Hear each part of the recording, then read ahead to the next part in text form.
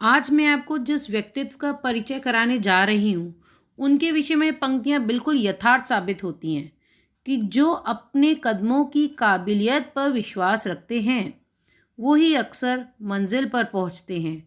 जी हाँ, ये एक बहादुर महिला हैं, एक ऐसी महिला जिन्होंने अपने ऐशो आराम को त्याग कर दूसरों के सुरक्षित जीवन के लिए अपना जीवन समर्पित कर दिया।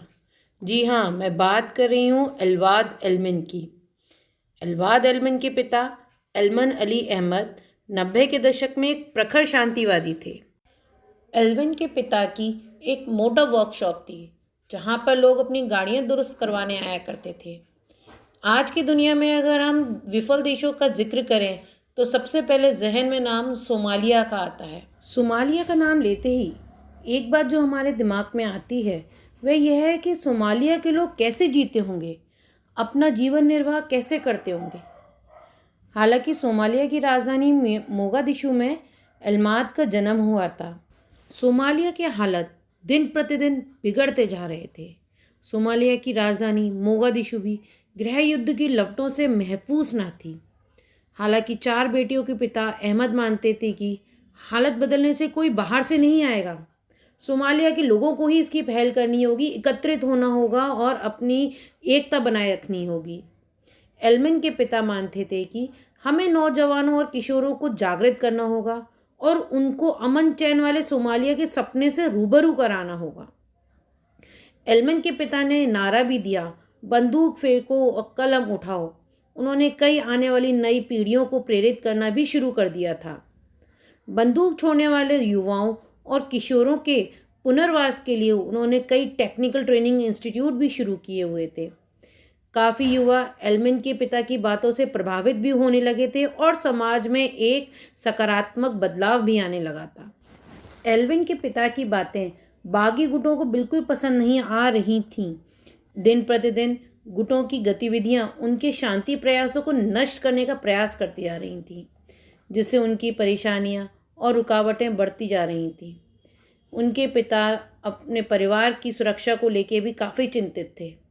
इस समस्या को ध्यान में रखते हुए इल्वाद के पिता ने अपने परिवार को, जिसमें इल्वाद की बहनें और उनकी माता सहित, उन्हें कनाडा भेज दिया और उनके पिता स्वयं वहीं सोमालिया की राजधानी मोगादिशु में रहकर अपने शांति प्रयासों पर निरंतर काम करते रहे।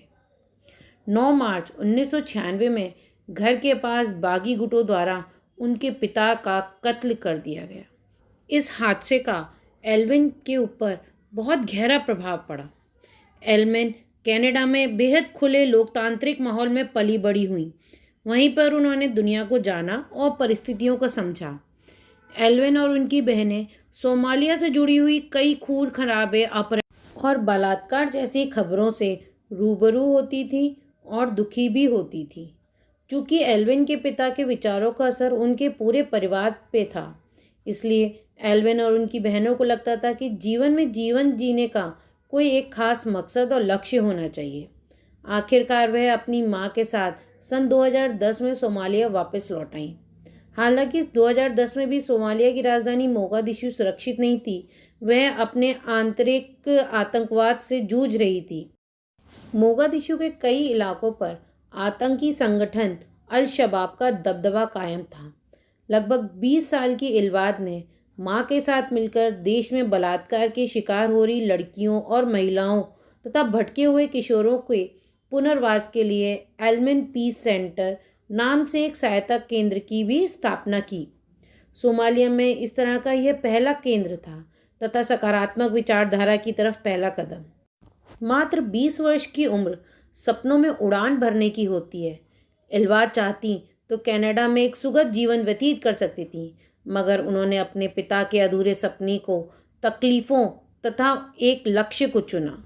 एल्वाद ने दहशतगर्दों द्वारा दिए गए शारीरिक जुल्म से शिकार हुई छोटी बच्चियों और औरतों को मानसिक यातना से निकालने के लिए योग तथा कला का भी सहारा लिया। एल्मिन पूरी शिद्दत से पुनर्वास की व्यवस्था में जुट गईं।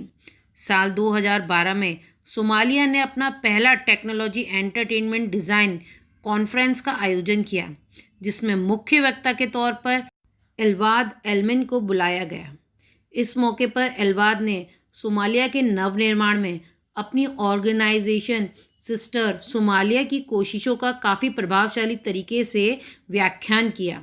शांति के प्रति एल्वाद की कर्तव्यबद्धता को देखते हुए 2015 में संयुक्त राष्ट्र सुरक्षा परिषद ने नागरिक सुरक्षा जैसे विषय पर बहस में भाग लेने के लिए एल्वाद एल्मिन को आमंत्रण दिया।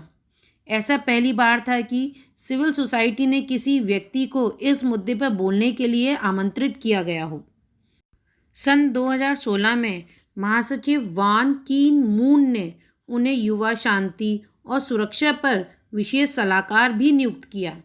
कई अंतर्राष्ट्रीय सम्मानों से सम्मानित की जा चुकी एल्वाद को बीबीसी ने वर्ष की 100 प्रेरक महिलाओं में भी शामिल किया। अपने देश के प्रति कर्तव्य निष्ठा, निस्वार्थ सेवा भाव से किए गए प्रयासों की कई बड़ी बड़ी कीमत एल्वाद ने चुकाई है। पिछले साल मोगादिशु में उनकी बहन की भी हत्या कर दी गई, मगर बड़े से बड़े इम्तिहान भी एल्वाद को उनके शांति प्रयासों को गति देने से नहीं रोक पाए। ऐसी घटनाएं उनके संकल्पों को और दृढ़ और मजबूत बनाती जा रही हैं। और अंत में कुछ पंक्तियों द्वारा बस इतना सा कहना चाहूँगी कि बिना संघर्ष के कोई महान नहीं बनता, बिना संघर्ष के कोई महान नहीं बनता।